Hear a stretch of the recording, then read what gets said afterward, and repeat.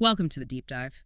We take interesting sources, unpack them, and basically give you a shortcut to getting really well informed. Yeah, we sift through it so you don't have to. Exactly. And today, we're diving into something quite intricate, maybe even surprising for some. It's Dr. Armando Alducin's interpretation of biblical prophecies about the Middle East. Specifically, ancient Babylonia. Right. And how he connects these really old texts to, well, modern geopolitics, potential future conflicts. Yeah. It's a lot. It is. Our main source here is a YouTube video transcript from Dr. Alducin. The focus is his reading of Babylonia, the commercial city. It's a very distinct perspective, drawing these direct lines from ancient scripture to today's news. Okay, so our mission today. We're going to extract the key ideas Dr. Alducin presents, try to connect the dots the way he does, and help you get your head around the narrative he's building. Just giving you a clear understanding of this specific viewpoint efficiently. All right, let's get into it. Where does he start? Well, first off, it's about location, location, location. He anchors us geographically straight away. Biblically, when you see Babel or Babylonia, he's saying, think modern-day Syria and Iraq. Okay, so not just some vanished ancient place, but actual countries on the map today. Precisely. Also known as Mesopotamia, the land between the Tigris and Euphrates rivers, or the land of Shinar, or the land of the Chaldeans. Different names, same basic area in his view. And the historical context is pretty key here, isn't it? He argues this is where civilization biblically began. That's his point. He mentions Adam and Eve, Abraham being called from Ur, which is in modern Iraq. And a crucial thing he points out is that this whole area, Syria and Iraq together, wasn't split into two countries until after 1920. Right, after World War I, when the Ottoman Empire fell apart, and Britain and France basically drew lines on the map. Yeah, so these modern borders are, historically speaking, quite recent, and biblically. The source highlights Nimrod described as history's first rebel founding Babel. Babel, which means confusion, right? Exactly. And that's where the Tower of Babel story happens. A monument, Alducin argues, built to reach heaven, symbolizing this sort of declaration of independence from God. So that idea of confusion, starting right there, is fundamental to his whole interpretation. It really is. He sees it as framing the region's ongoing struggles, both spiritual and geopolitical, stemming from that initial act, a pattern he believes continues today. And he stresses how often Babylonia appears in the Bible. Over 280 times, he says, more than any other word except Israel. That sheer frequency makes it incredibly significant in his prophetic framework. So, beyond just being mentioned often, what's the core claim about its significance? The really striking claim is this. Civilization started there, and according to his reading of prophecy, it will also end there, near Israel, setting the stage for what he terms Armageddon, or World War III. Wow, okay, so from that historical geographical grounding, he then pivots to the future, using the Book of Revelation. Yeah, he moves into interpreting Revelation chapters 17 and 18, very symbolic, prophetic parts of the Bible. He sees them as blueprints for two distinct future cities. Two cities. Okay, what's the first one? So Revelation 17, in Dr. Alducin's specific reading, describes religious Babylon. And he identifies this city as Rome. Rome. Why Rome? His reasoning is that Rome was the dominant world power, the reigning city, when the Apostle John actually wrote Revelation.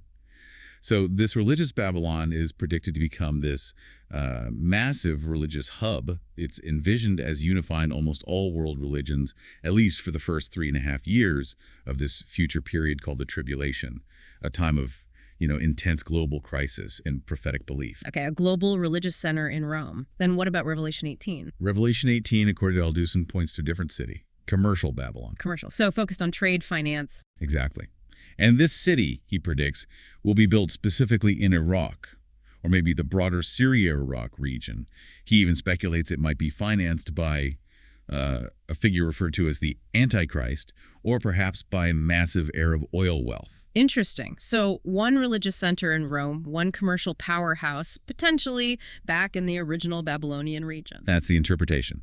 And the advice given in the source is essentially pay attention to these kinds of developments. Watch for signs of these cities emerging rather than getting distracted by, say, social media trends. Right. Focus on these potentially huge geopolitical and prophetic shifts. It's a very direct call to prioritize attention based on this prophetic understanding. And this idea of a commercial Babylon naturally leads into the geopolitics of the Middle East today, doesn't it? He uses some strong imagery there. Very vivid. It comes down to oil, power, conflict. He points out that the Iraq, Saudi Arabia, Syria region holds something like 65% of the world's known oil reserves. 65%. That's staggering. It is.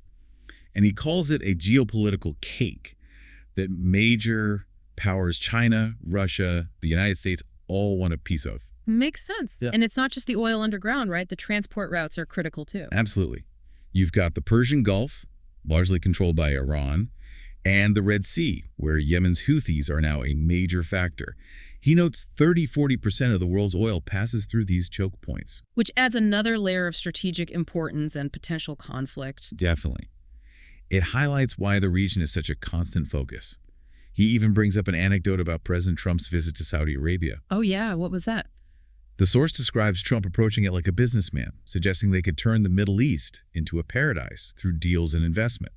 Al-Dustin claims this actually influenced some Arab leaders to rethink constant conflict. Whether that's accurate or not, it's the perspective offered. Interesting take. Oh. And he also mentions specific prophecies he believes are still unfulfilled. Yes, specifically regarding Iran. He points to Jeremiah 49, which talks about Elam, that's ancient Persia, modern Iran. Al-Dustin argues parts of that prophecy, particularly about bombardments, maybe of nuclear sites, haven't happened yet, as described. Okay, so pointing to future potential conflicts there too. And then he uses Gaza as an example, maybe Yeah. a controversial one, to talk about corruption. How so?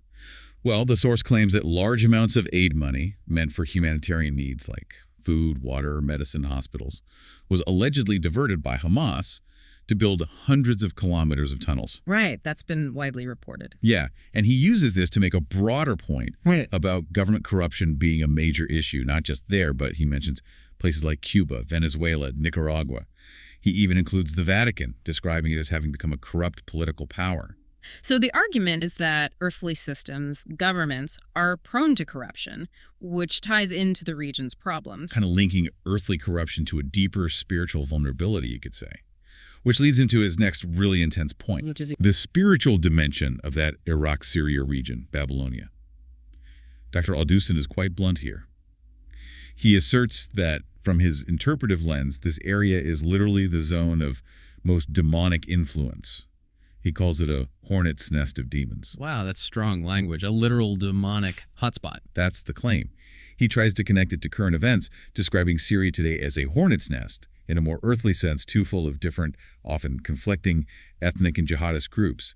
He mentions Jelani, former Al-Qaeda factions, Kurds, Druze, various rebels. It's a very chaotic picture. Extremely. And he gives a specific recent example, though details can be hard to verify independently, about alleged killings of Druze by Sunni and Shia groups in Syria, and then Israel supposedly striking Damascus in retaliation, partly to defend Druze soldiers within the Israeli army. And his point is that these complex events have a deeper spiritual root, and the media often misses or spins it. Exactly, that the surface conflicts reflect this underlying spiritual reality described in Scripture, and media narratives often obscure that, according to him. Does he back this demonic influence claim with specific biblical texts? Oh, yes, several. He cites Isaiah 21.9, Babylon has fallen. All the idols of her gods he has shattered on the ground.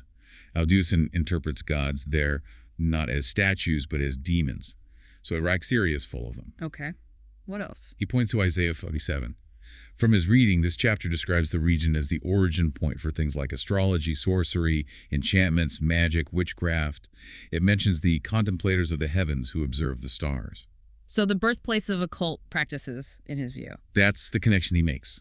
Then there's Revelation 9, which talks about 4 incredibly powerful angels bound at the Euphrates River. Right, in that region. Yeah. Waiting, he says, for a precise moment in the future tribulation to be released and kill 1/3 of humanity. He links these to angelic powers that he believes control the ancient empires: Babylonian, Medo-Persian, Greek, Roman. So ancient spiritual power is still tied to that specific location. That's the idea. And then Revelation 18.1-2, which says, Babylon has fallen Yeah. and has become a dwelling place for demons, a haunt for every unclean spirit. He takes that very literally. It sounds like a convergence of many different scriptural references pointing to this region as uniquely spiritually significant and often negatively so. Very much so. He even goes back to Isaiah 13, verses 19-22, predict Babylon again. Iraq, Syria, in his interpretation, will become desolate like Sodom and Gomorrah.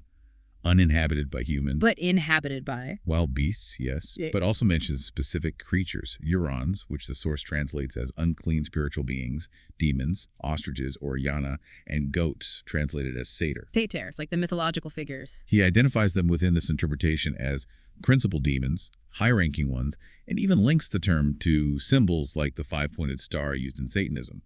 It paints this picture of utter desolation, but teeming with demonic entities. So a very stark, spiritually charged vision for the future of that area, presented as direct prophecy. Absolutely. And this leads to a really critical assertion in his framework. Which is? That many of these specific prophecies about Iraq, Babylonia, Shinar, the Chaldeans, they haven't actually been fulfilled yet. Ah, okay. So there's still future events from Yeah. his perspective. Yes, setting the stage for what's still to come. Which brings us to World War III predictions. Essentially, yes.